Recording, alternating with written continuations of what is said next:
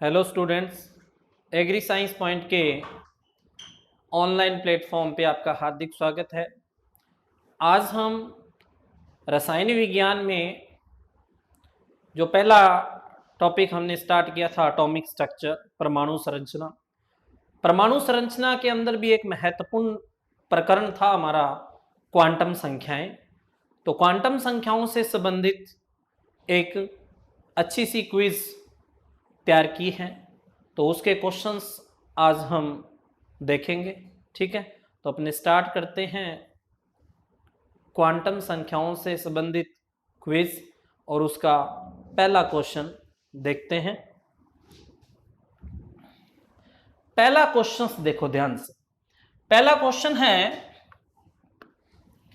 किसी कक्ष में कक्षकों की संख्या होती है।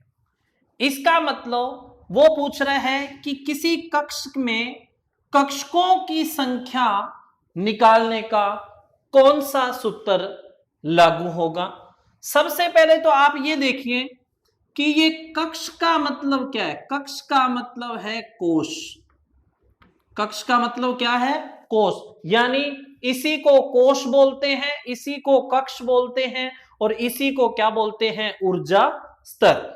ठीक है, ये तीनों एक ही नाम है। ठीक है, तो किसी कोश में क्या पूछ रहा है? कक्षकों की संख्या। और कोश को हम किससे दिखाते हैं? एन से। यानी कक्ष का ही दूसरा नाम क्या है? कोश है। और कोश को हम किससे लिख रहे हैं? एन से। अब हमें पता चल गया कि हमें कोश में कोई चीज निकालनी है। कोश का मतलब हमें किसके बारे में बात करें? एन के बारे में। इसका मतलब अगर हमें किसी कोश के अंदर कोई दूसरी चीज पता करनी है तो हमें उस सूत्र में क्या दिखाई देगा? एन दिखाई देगा। ठीक है, इसका मतलब हम क्या बोल रहे हैं कि किसी कोश में कक्षकों की संख्या, और कोश का मतलब एन। यानी इन चार ऑप्शन में से हमारे पास लास्ट वाले जो दो ऑप्शंस हैं वो तो कट हो गए।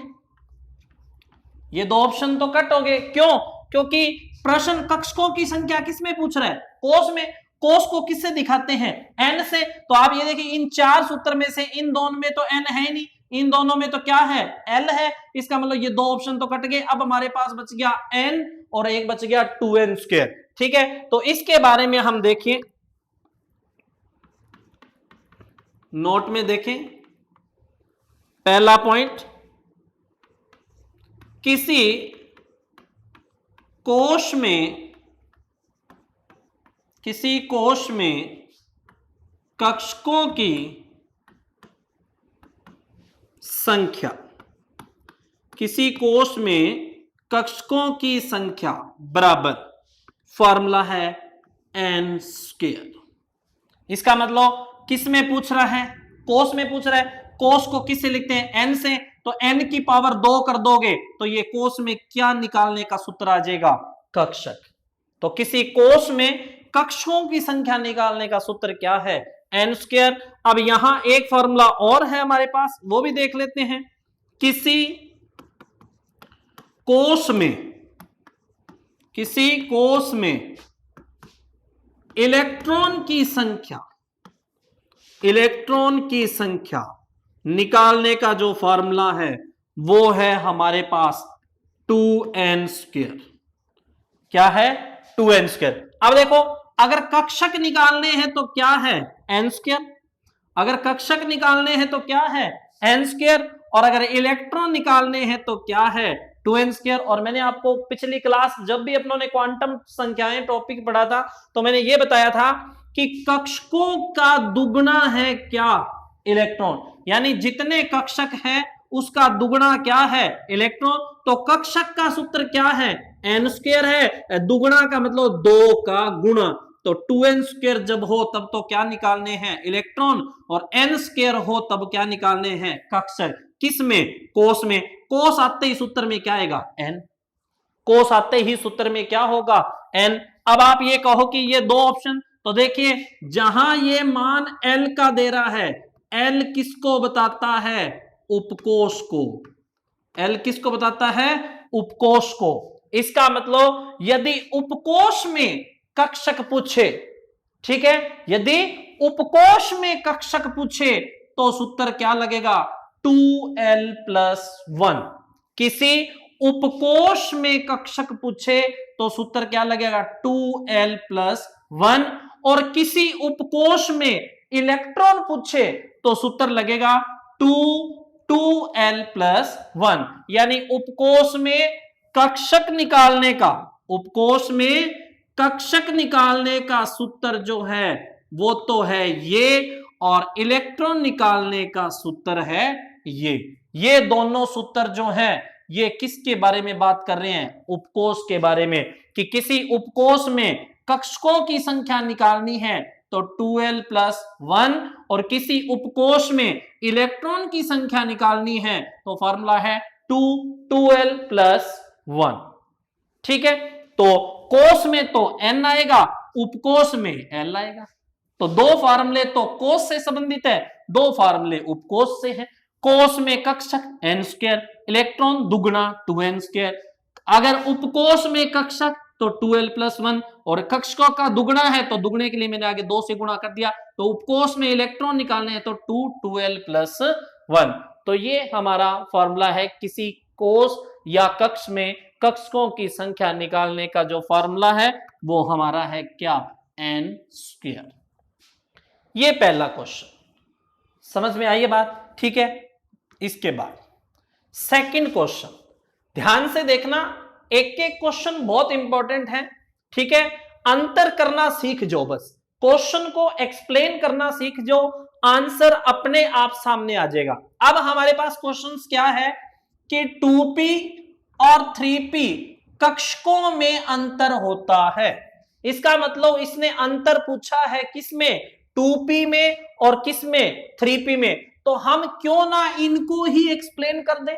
अगर हम इनको पूरी तरह ओपन करके इनको एक्सप्लेन कर दें तो साथ में ये चारों के चारों ऑप्शंस भी क्लियर हो जाएंगे। तो देखिए इसको सॉल्व करने का तरीका, इसको सॉल्व करने का तरीका पहले लिख लीजिए। एक तरफ हम लिख रहे हैं 2p और एक तरफ लिख रहे हैं हम 3p, लिख दिया। अब ध्यान से देखिए, अब इसमें n का मान बताओ कितना है, 2। ये n, ये संख्या n को बताती है, मुख्य क्वांटम संख्या, ठीक है। तो यहां n का मान क्या है, 2, यहां n का मान क्या है, 3। समझ में आ गया। अब यहां l का मान, तो देखिए p के लिए l कितना होता है, 1। p के लिए l कितना होता है, 1। तो अब आपको इतना पता चल गया कि जब, अब आप देखो अगर l 1 है तो l का मान सेम होने का मतलब इसमें m का और इसमें m का, इन दोनों m का मान भी क्या होगा, सेम होगा, ठीक है। अब चौथा आप कह दो कि अपने तो s का मान नहीं आया, तो हमें s यहां बताया ही नहीं, हमें इलेक्ट्रॉन थोड़ी बताया, हमें तो 2 कक्षक दे रखे हैं। इसका मतलब हमें इसमें n का मान पता चल गया 2 है, इसमें n का मान पता चल गया 3 है, और इसमें भी p है, इसमें भी p है। तो p के लिए l कितना होता है, 1, p के लिए l कितना होता है, 1। जब l दोनों में सेम है तो m भी दोनों में क्या होगा, सेम।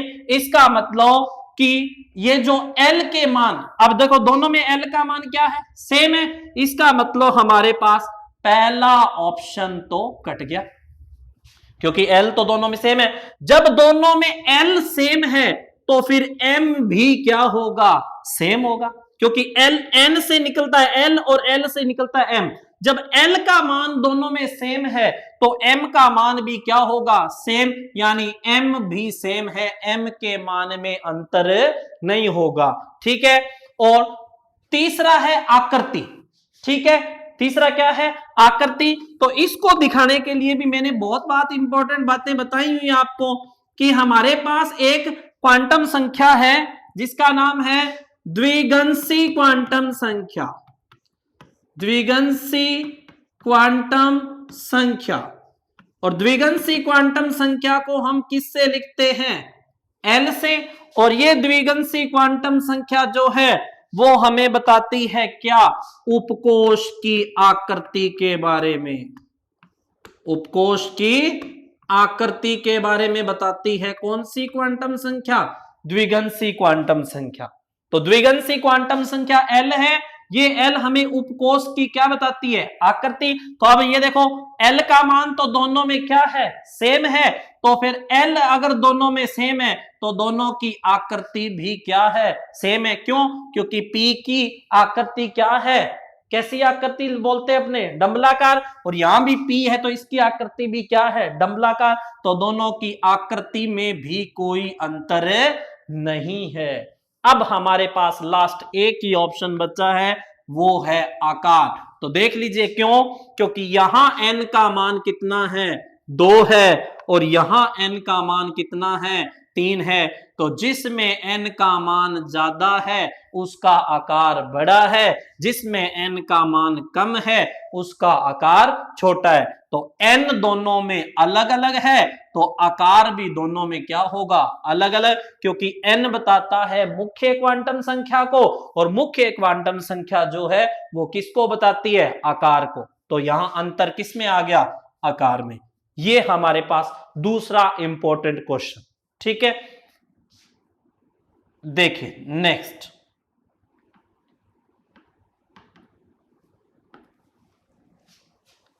थर्ड क्वेश्चन,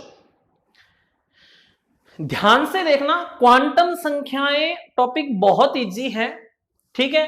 क्वेश्चन को 2-3 बार पढ़ा करो आराम से।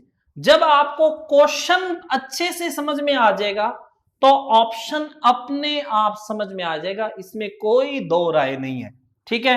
तो अब हमारे पास नेक्स्ट क्वेश्चन है, 3 नंबर जो क्वेश्चन है, इसमें क्या दे रखा है, वो कहता है यदि L बराबर 3 है तो M के कुल मानों की संख्या, L बराबर 3 है तो M के कुल मानों की संख्या। तो अब इसको कैसे सोल्व करेंगे, तो आपको पता है कि यदि हमें M निकालना है तो M क्या होता है, -L से +L, -L से +L। तो यहां हमें L कितना दिया हुआ है, L का मान कितना दे रखा है, 3, L का मान कितना दे रखा है, 3। तो अब निकालो M बराबर, अब L का मान 3 है तो ये सूत्र है M निकालने के लिए कि -L से कहां जाना है, +L। तो -L का मतलब अब माइनस का माइनस लगा दो, और L की जगह कितना आएगा, 3, क्योंकि हमें L का मान 3 दे रखा है, -3 से, फिर क्या लगाऊं, माइनस का माइनस, फिर L की जगह क्या आ गया, 3, फिर से का से, फिर प्लस का प्लस, और L की जगह कितना आ गया, 3। यानी ये बन गया हमारे पास, क्या बन गया, -3 से +3। तो अब बना दो, -3, फिर -2, फिर -1, फिर 0, फिर +1, फिर +2, और फिर +3, ठीक है।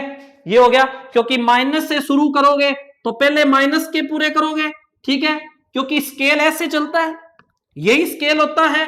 बीच में सेंटर में क्या है, 0, इधर क्या लिखते हैं, -1, -2, -3, -4, ऐसे।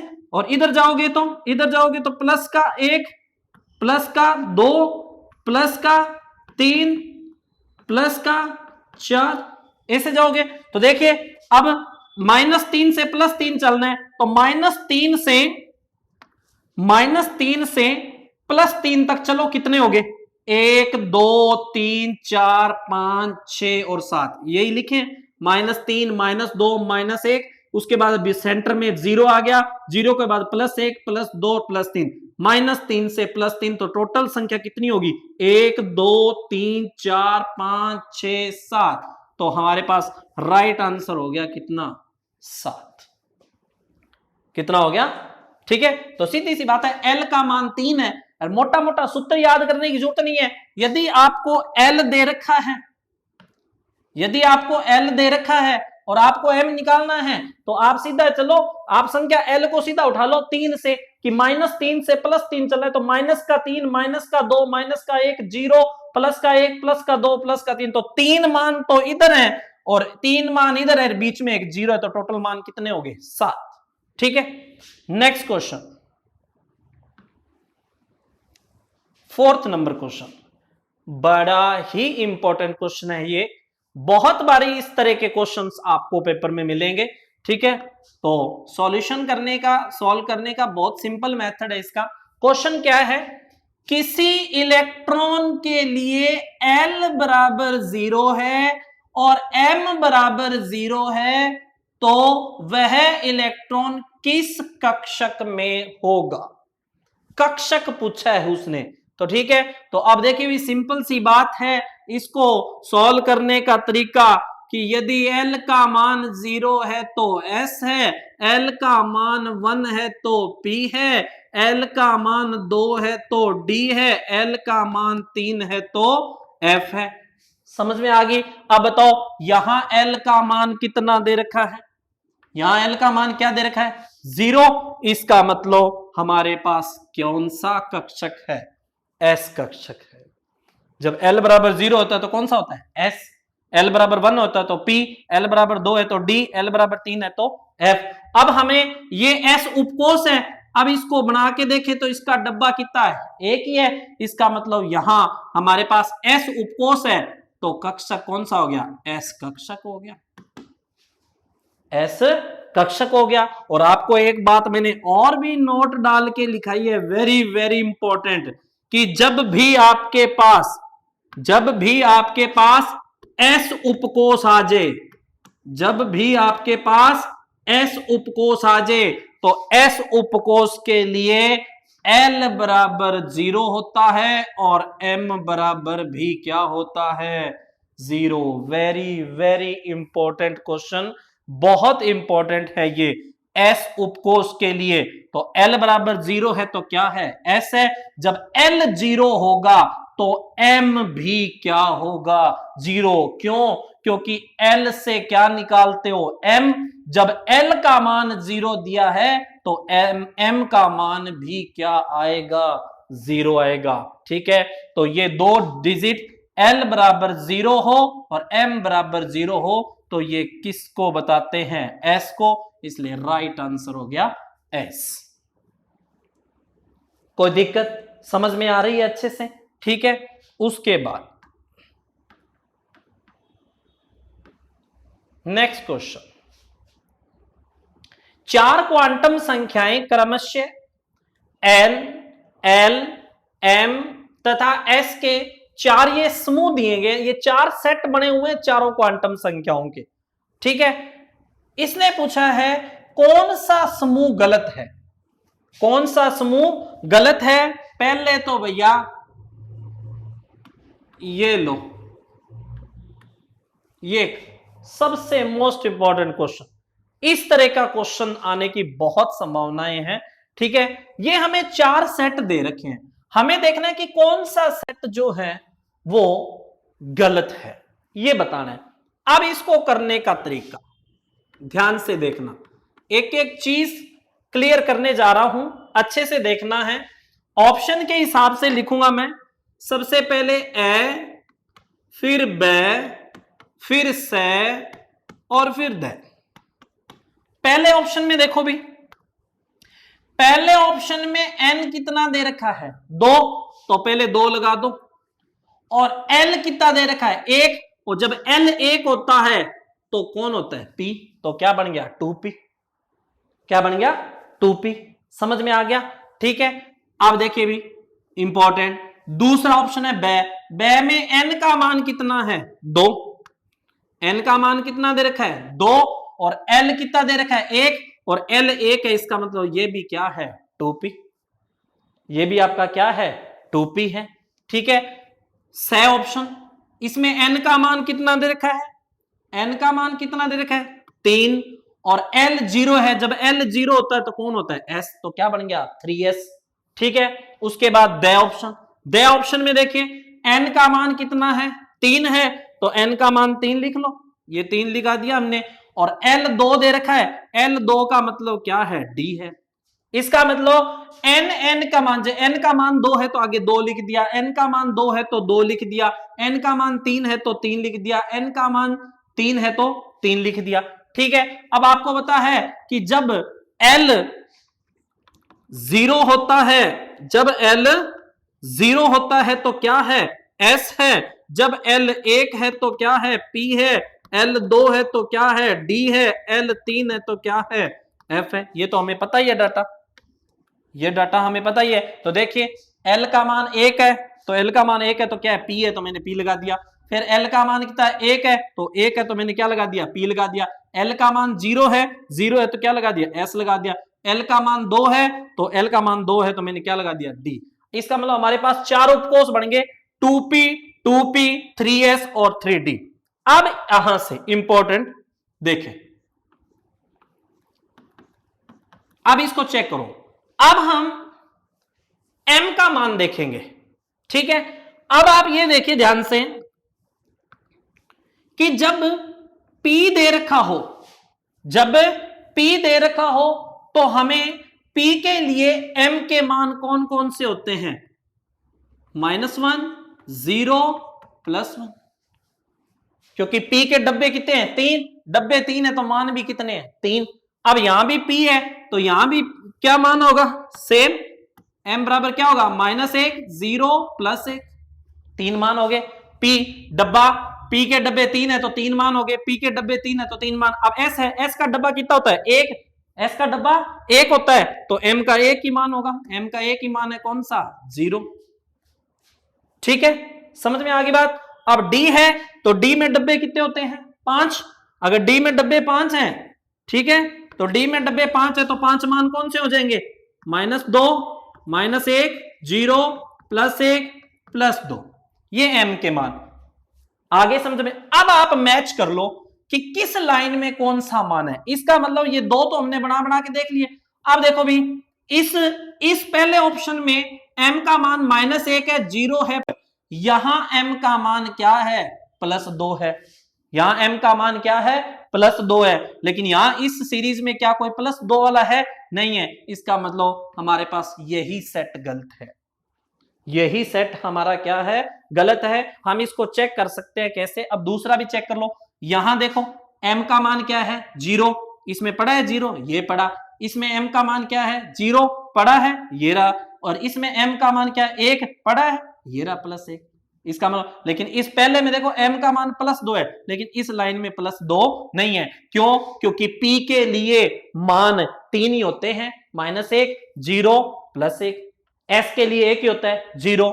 समझ में आ गया। d के लिए 5 होते हैं, f के लिए कितने होते हैं, 7। यानी जब f वाला कोई होता तो हम कितना लिखते, आगे 3 वाला और लिखते, ठीक है, -3 -2 -1 0, ठीक है, +1 +2 +3, तो टोटल मान कितने हो गए, 7। तो ये हमारा पहला ऑप्शन इसके अकॉर्डिंग सेट बैठ, ठीक है। अब देखिए इसके बाद नेक्स्ट 6 नंबर क्वेश्चन। यदि n बराबर 1 है, यदि n बराबर 1 है, l बराबर 0 है, m बराबर 0 है, s बराबर +1/2 है, तो इलेक्ट्रॉन की संख्या ज्ञात कीजिए। इसका मतलब हमें इलेक्ट्रॉन की संख्या ज्ञात करनी है इसमें। तो इसको सॉल्व करने का तरीका देखो, सबसे इंपॉर्टेंट, पहले तो सारे डाटा लिख लिया करो। सारे डाटा जो दे रखे हैं वो डाटा हमें पता होना चाहिए कि कौन कौन से डाटा हमें कब यूज करने हैं, ठीक है। तो अब देखिए, सबसे पहले हमें दिया है n का मान कितना दे रखा है, 1, ठीक है। उसके बाद l का मान कितना है, 0, ठीक है। उसके बाद m का मान कितना है, 0, समझ में आ गया। और उसके बाद s का मान कितना दे रखा है, +1/2।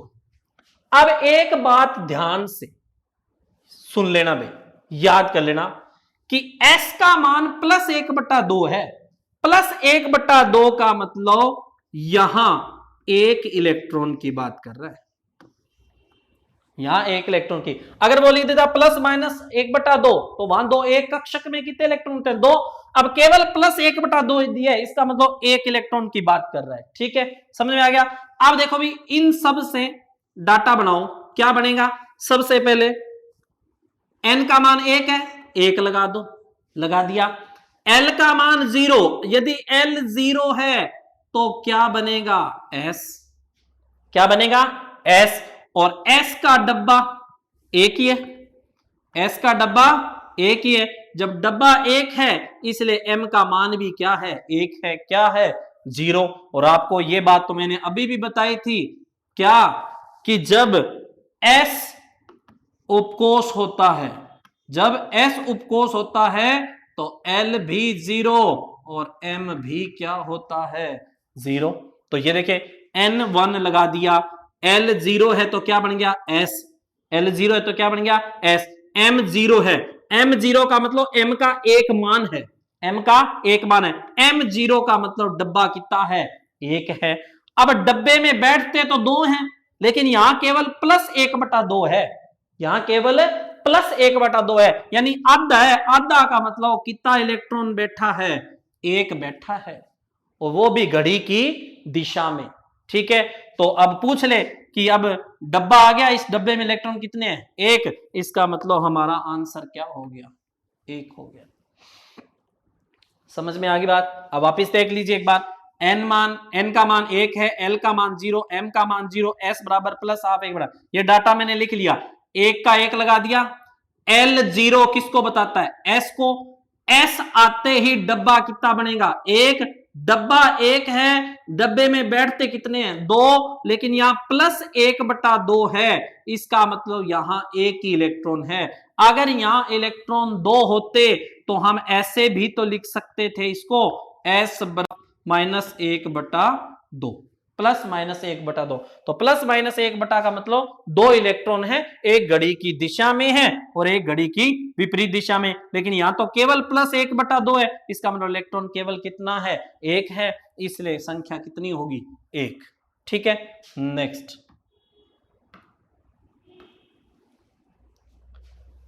ये देखिए भी, एक परमाणु कक्षक के लिए n बराबर 3 है, तो इसमें L के संभावित मान, तो इसमें L के संभावित मान, इस तरह के क्वेश्चन को सॉल्व करने का तरीका देखिए। यदि आपको डायरेक्ट n दे दे, यदि आपको डायरेक्ट n का मान दे दे, यदि आपको डायरेक्ट n का मान दे दे, तो आप सूत्र के द्वारा, आप सूत्र के द्वारा डायरेक्ट क्या निकाल सकते हैं L निकाल सकते हैं, क्योंकि जब आपको सीधा n दिया हुआ है तो आपको सीधा ही क्या निकालना है L। और हमारे पास फार्मूला क्या है, इसका फार्मूला हमारे पास क्या है कि L निकालने का फार्मूला क्या है 0 से n-1, 0 से n-1। तो अब इसमें लिखो, क्या लिखोगे 0 से, तो बताइए n का मान कितना दे रखा है 3, इस n का मान हमें कितना दे रखा है 3, ये दे रखा है n का मान, तो 0 से n-1, ये तो L निकालने का सूत्र है। मैंने कहा था अभी n का मान जब डायरेक्ट दिया तो सूत्र लगाओ और L निकालो, तो L का सूत्र निकालने 0 से n-1, तो 0 से लिख दिया। अब n की जगह मैं क्या लिख दूंगा 3 -1, तो क्या बन गया 0 से 3 में से 1 गया 2, तो 0 से 2, 0 से 2 का मतलब है 0, फिर क्या आएगा 1 और फिर क्या आएगा 2, 0 से 2 चलो, 0 से 2 कैसे चलोगे 0 1 2, ये थोड़ी है कि 0 से 2 चल रहा है तो सीधा 0 से 2 पे चले जाओ जंप मार दो, नहीं, पहले 0 फिर 1 फिर 2, 0 फिर 1 और फिर 2, तो देखिए कौन सा आंसर बन रहा है तीसरा, तो ये हमारे पास इसका आंसर हो गया 7, 0 1 2। समझ में आ गई बात, इंपॉर्टेंट प्रश्न है ये भी हमारे पास। नेक्स्ट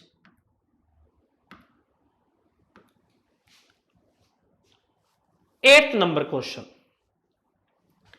ये क्वेश्चन लेक्चरर भर्ती में आया था, उस एग्जाम के अंदर ये क्वेश्चन पूछा, बड़ा इजी क्वेश्चन था, कई बार हम बहुत डीपली पढ़ जाते हैं, बातें ऊपर से पूछ लेते हैं और हमें पता ही नहीं चलता। ठीक है, और ये क्वेश्चन तो मैंने आपको पीछे भी तो करवाया है, बहुत इंपॉर्टेंट क्वेश्चन था, ये पीछे भी बताया कैसे कि क्वेश्चन में क्या पूछ रहा है 9वें कोष में कक्षकों की संख्या पूछ रहा है, 9वें कोष में कक्षकों की संख्या कितनी होगी, इसका मतलब हमें क्या दे रखा है 9वां कोष, तो सीधी सी बात है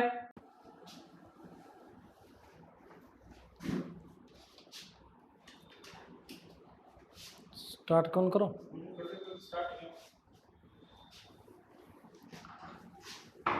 9वें कोश में कक्षकों की संख्या कितनी होगी।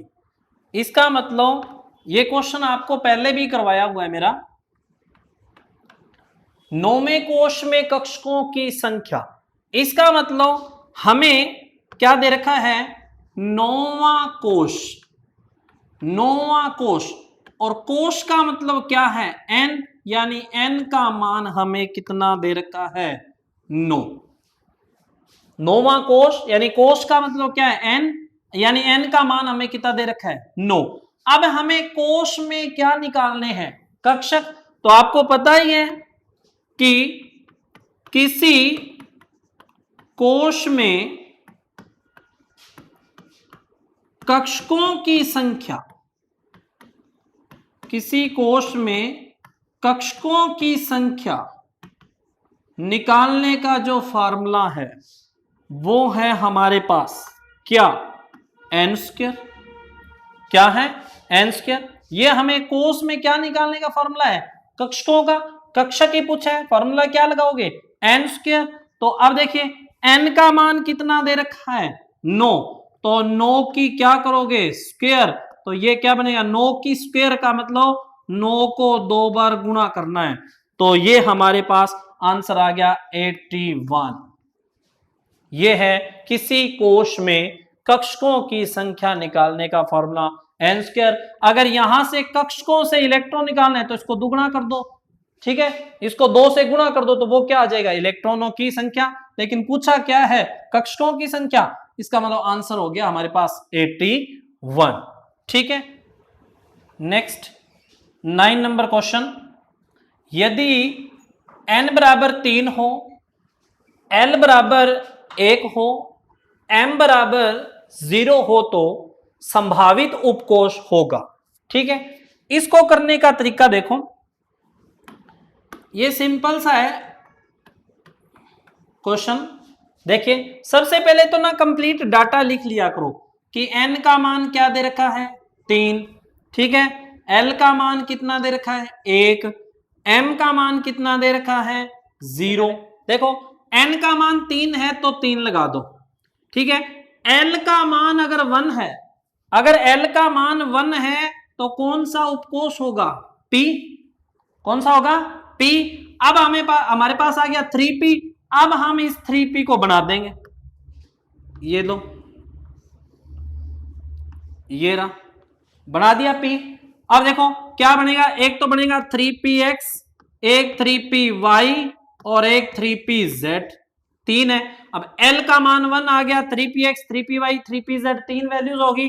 अब हमारे पास पता है कि यहां m के मान कितने हैं, +1 -1 और 0।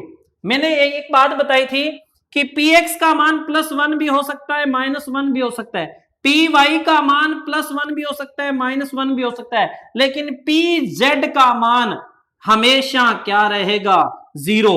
यानी pz के लिए m हमेशा क्या रहेगा, 0 रहेगा। तो अब याद देखिए, n से तो बन गया 3, ये l से बन गया p, 3p, और m का मान 0 किसको बताता है, px को, py या pz को, किसको, pz को। इसका मतलब हमारे पास राइट आंसर क्या हो गया, 3pz। पहला तो हो ही नहीं सकता, ये तो हो ही नहीं सकता, क्यों, क्योंकि यहां n का मान कितना है, 3, यहां n का मान कितना है, 2, और ये तीनों सेम है, लेकिन इसमें px है, इसमें py है, pz है। pz के लिए m क्या होता है, 0। ठीक है, तो m 0 है, इसका मतलब कौन सा होगा, pz। तो आंसर हो गया कौन सा, 4th। ठीक है, नेक्स्ट 10 नंबर क्वेश्चन। सोडियम परमाणु के अंतिम इलेक्ट्रॉन की चारों क्वांटम संख्याओं के मान क्या होंगे। सोडियम परमाणु का लास्ट इलेक्ट्रॉन देखना है, कौन सा इलेक्ट्रॉन देखना है, लास्ट। तो इसको कैसे सॉल्व करेंगे, देखो लास्ट इलेक्ट्रॉन निकालने के लिए, चारों क्वांटम संख्याएं निकालने के लिए कैसे देखेंगे। तो सबसे पहले तो हमारे पास देखो सोडियम, सोडियम जो है उसका परमाणु क्रमांक कितना है, 11। यानी सोडियम कितने नंबर पे है, 11 नंबर पे। तो परमाणु क्रमांक 11 है तो प्रोटॉनों की संख्या भी कितनी होगी, 11, अर्थात इलेक्ट्रॉनों की संख्या भी कितनी होगी, 11। इसका मतलब हमें टोटल इलेक्ट्रॉन कितने भरने हैं, 11 भरने हैं। कितने भरने हैं? 11। तो अब बनाओ वैसे 1s2 2s2 2p6 3s1। अब गिन लो इलेक्ट्रॉन कितने हैं, 2 और 2 4 और 6 10 और 1 11। ये हो गया हमारे पास 11। अब उसने कौन सा इलेक्ट्रॉन पूछा है? अंतिम इलेक्ट्रॉन पूछा है। अंतिम इलेक्ट्रॉन किस में गया है? 3s में। इसका मतलब इस पूरे उपकोष की जानकारी हमें बतानी है। ठीक है, तो अब हमारे पास क्या दे रखा है? 3s1। तो हम इसके बारे में पूरी डिटेल पढ़ेंगे 3s1 के बारे में। लास्ट इलेक्ट्रॉन किस में गया है? 3s में। तो इस 3s को बाहर निकाल दिया हमने। अब हम इसमें लिख देंगे। अब यहां देखो भी, इस से n का मान कितना दे रखा है? n कितना है? 3। n कितना? ये देखो, ये n का मान होता है 3। s जो है, s से क्या निकलता है? l। तो l, s के लिए l क्या होता है? 0। l क्या होता है? 0। और आपको पता है जब l 0 है तो m भी क्या होगा? 0। ठीक है, और इलेक्ट्रॉन एक ही है। जब इलेक्ट्रॉन एक है तो s बराबर क्या होगा? +1/2। तो ये 4। अब लास्ट इलेक्ट्रॉन किस में गया? 3s में। तो 3s के बारे में सारी बात लिख लो। इसमें पहले संख्या क्या लिखी है? 3। तो n का मान क्या है? 3 है। l, s जो है, s के लिए l का मान क्या होता है? 0। जब l 0 है तो m भी 0। एक इलेक्ट्रॉन है तो वो हमने दिखा दिया +1/2। अब ये चारों सेट देख लो कहां सेट बैठ रहे हैं। n का मान 3, l का मान 0, m का मान 0, रेस्ट का प्लस आप। ये हो गया राइट से। समझ में आ गई बात? ठीक है, n का मान 3 है, l का मान 0, m 0 और s +1/2।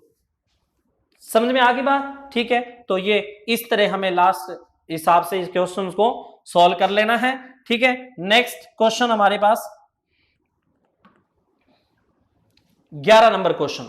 यदि किसी तत्व के अंतिम इलेक्ट्रॉन के लिए n बराबर 3 है, l बराबर 0 है, m बराबर 0 है और s 1 +1/2 हो तो तत्व का परमाणु क्रमांक कितना होगा अंतिम इलेक्ट्रॉन के लिए?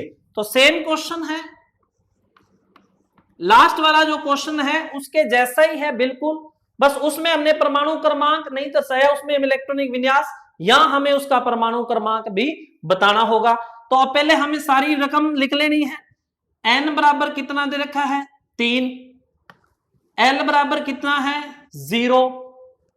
m बराबर क्या है? 0। और s बराबर क्या है? +1/2।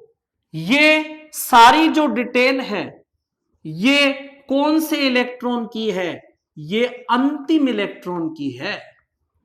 ये सारी डिटेल किसकी है? अंतिम इलेक्ट्रॉन की। अब इससे बना के देखो क्या बनता है। n का मान 3 है तो 3 लगा लो, लगा दिया।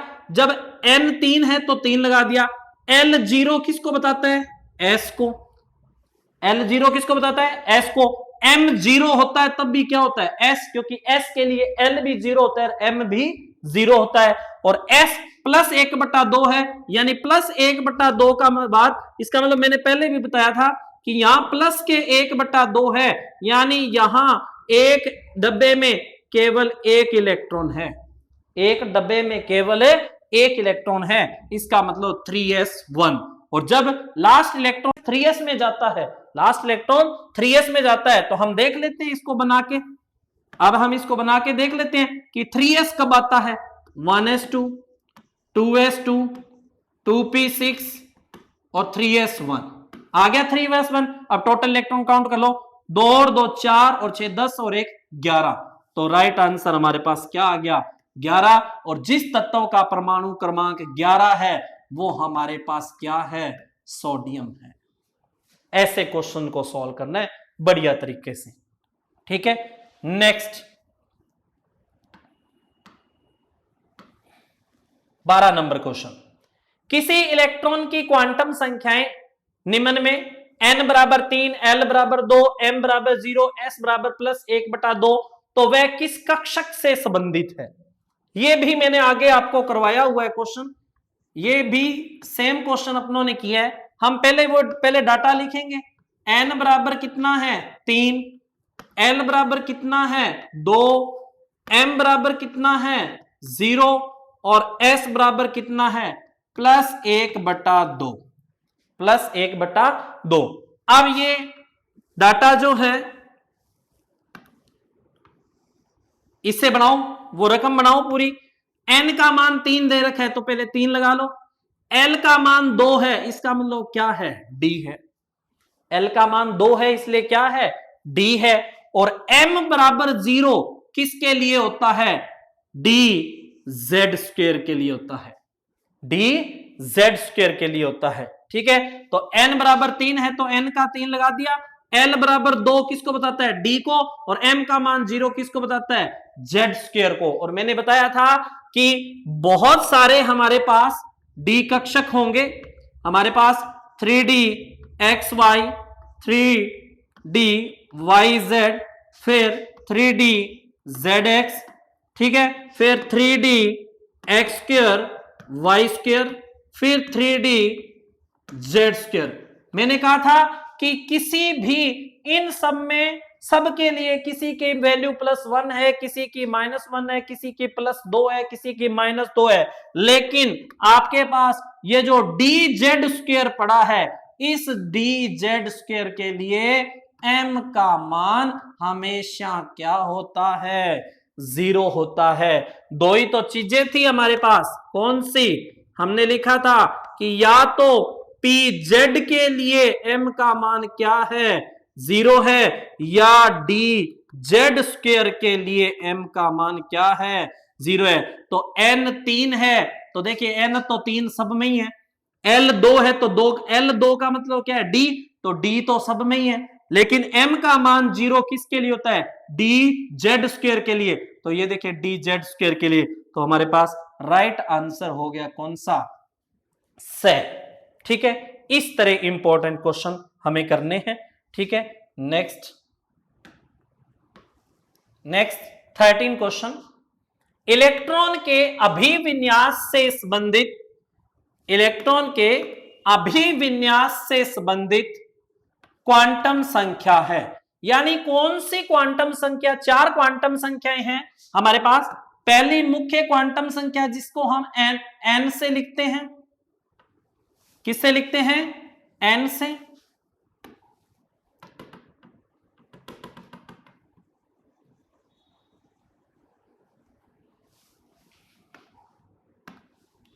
n से। दूसरी है द्विगंशी, इसको l से। ये चुंबकीय क्वांटम संख्या m से, चक्रण क्वांटम संख्या s से।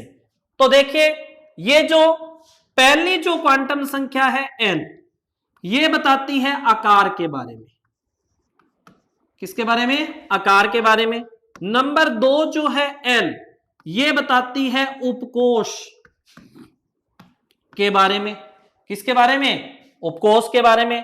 नंबर 3 जो है m, ये बताती है इलेक्ट्रॉन के अभिविन्यास के बारे में, इलेक्ट्रॉन के अभिविन्यास के बारे में। और ये जो 4th है हमारे पास s, ये हमें बताती है इलेक्ट्रॉन के चक्रण के बारे में, इलेक्ट्रॉन के चक्रण के बारे में। तो इलेक्ट्रॉन के अभिविन्यास के बारे में बताने वाले क्वांटम संख्या जो है वो कौन सी है, चुंबकीय क्वांटम संख्या। तो ये हमारे पास एटॉमिक स्ट्रक्चर के अंदर जो क्वांटम संख्याओं का जो टॉपिक है उससे संबंधित ये महत्वपूर्ण क्विज है, जिसके सारे क्वेश्चन बहुत इंपॉर्टेंट है, बेसिक क्वेश्चन है। तो ये क्वेश्चन आज हमने सारे के सारे ये 13 क्वेश्चन हमें क्वांटम संख्या से संबंधित कंप्लीट किए हैं। धन्यवाद।